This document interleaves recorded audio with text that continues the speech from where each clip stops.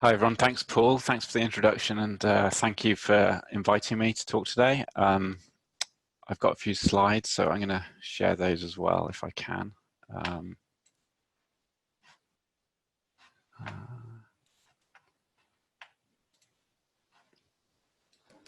Yes, that works.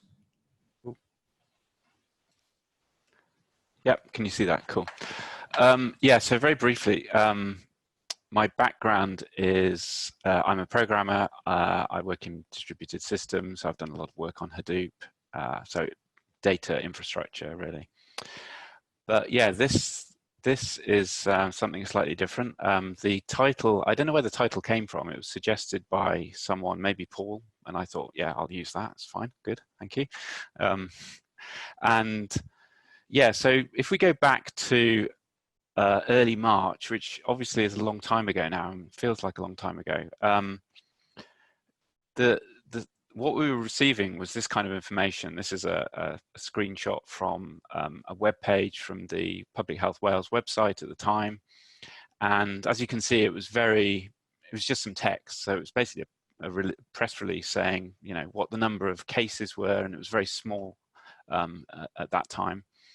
And the thing that I noticed was that this web page would be updated every day, and no one seemed to remember the previous numbers, and I was a bit worried that no one was really tracking this. Of course they were, but it wasn't being made publicly available.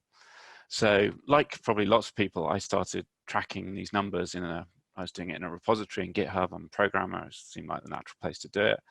And every day it would change a little bit, you know, the text would change. So they've kind of moved on and given a breakdown by local authority here, using words rather than numbers, which is, you know, nice, but made it a bit more difficult.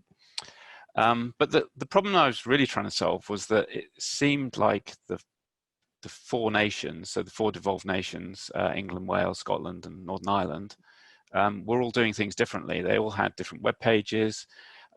Almost everything that could be different was different. So the reporting times were different. Every day it would be a different time when they reported numbers.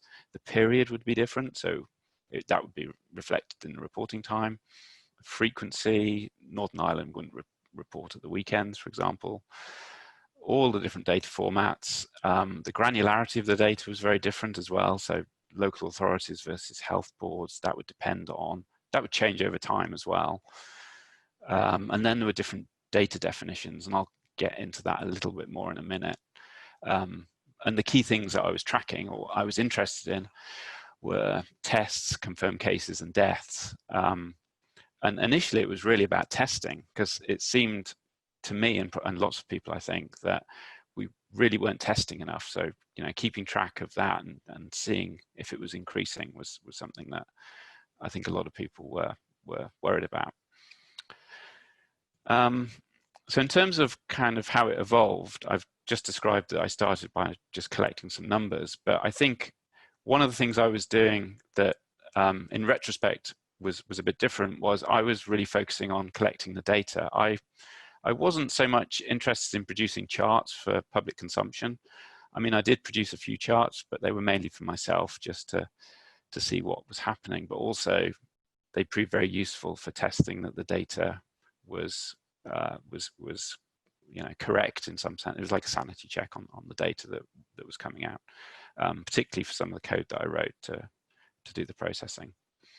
So, and that's probably why this took off a little bit, is because lots of people were producing charts, and you know, they needed the source of data. So rather than kind of everyone replicate the data processing bit, I think my repository became quite popular. And really, I was just doing the simplest thing. I was producing a CSV that looked like this. It had 4 columns: date, tests, confirmed cases, and deaths, and that was it. I mean, there was one for each nation, and there was a combined one as well. And I also did breakdowns by area, but this was the data structure. And you know, it's very simple. People complain a lot about CSVs, but actually, there are no, you know, there's a lot of technology for processing them, and that's all you need. And so it's quite interesting to hear you talking about the API that Public Health England produced and which breaks all the time. And I do worry that that's kind of over complex for some of these things. One of the other kind of, it wasn't so much a decision, but it kind of emerged over time, was my approach of basically writing parsers to parse the information from the data sources and produce a unified data set that way.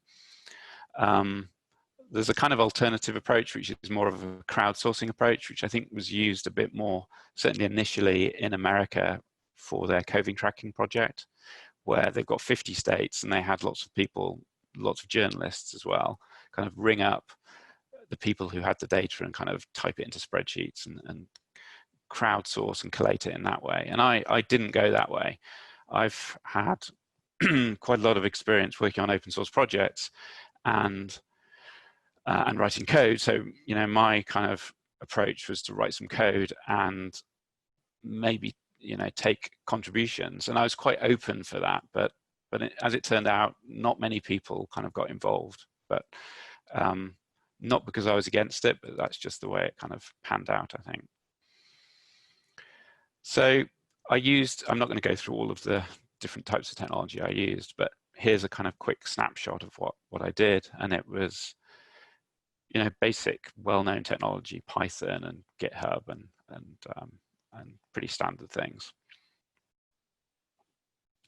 And I got to a point eventually where the parsers just worked. The data formats improved. You know, it wasn't the public health agencies publishing web pages anymore. It was, you know, CSV files and Excel files and you know, more parsable formats. So I got to a point where it was possible to essentially automate it, and it basically ran by itself.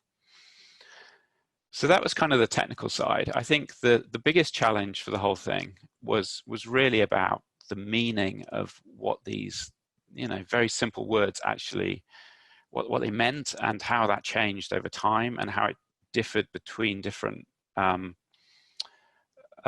devolved nations. So if you just take the word tests, I mean, there's been a lot of discussion about this in the media, and initially it kind of did just mean the number of people tested. And that's what I think most people would understand it to mean. Then, I mean, there were variants on that. Wales always said that it was the number of people tested in a 6-week period because they had this kind of system that had that restriction. But, you know, that's still okay, I think. And then it got twisted, and it was the number of samples tested, the number of test kits dispatched, the amount of test capacity. It was really difficult to kind of keep a handle on what it actually meant. And often, as the pandemic kind of progressed, there was more data was being published, and multiple metrics were being published. So the word tests just didn't capture it anymore.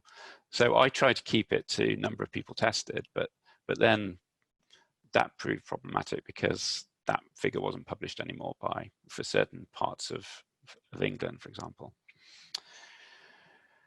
So then the other kind of big controversy was this what's called the Pillar 2 tests and cases. And Pillar 2 was where commercial partners were doing the testing, and it was a different system.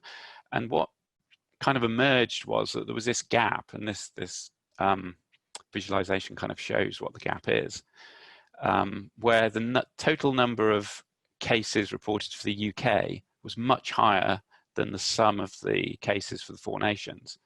And it kind of became apparent in April, and then it really was very obvious in early May. Like, there were lots of questions on Twitter, on GitHub. The Guardian kind of picked this up, and a couple of their journalists, Severin Carroll and Helen Pidd, kind of did some investigations and reports on it.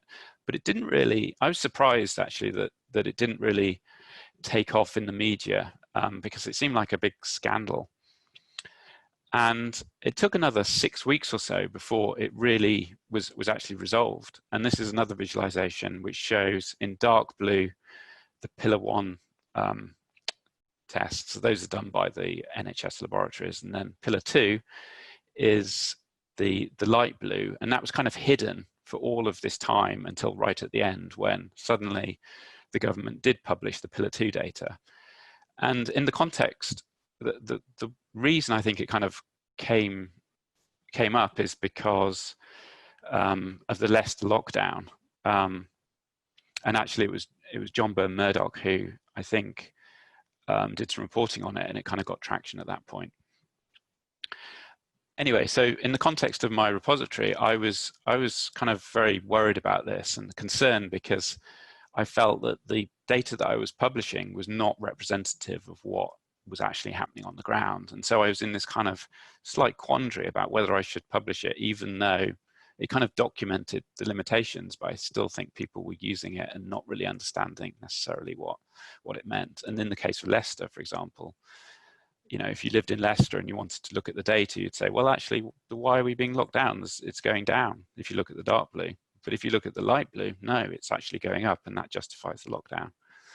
So I actually did stop publishing that data for a few days, and then the government, you know, did publish it, and I started publishing it again. Anyway, so just to kind of finish off, in August, it was about 5 months after I'd started publishing, and initially I'd done it because I wanted to kind of provide some data that was not being published properly by the public health agencies, and I imagined it would be a few weeks and then they'd publish some CSV files and I'd stop doing it. But it took a lot longer to get there.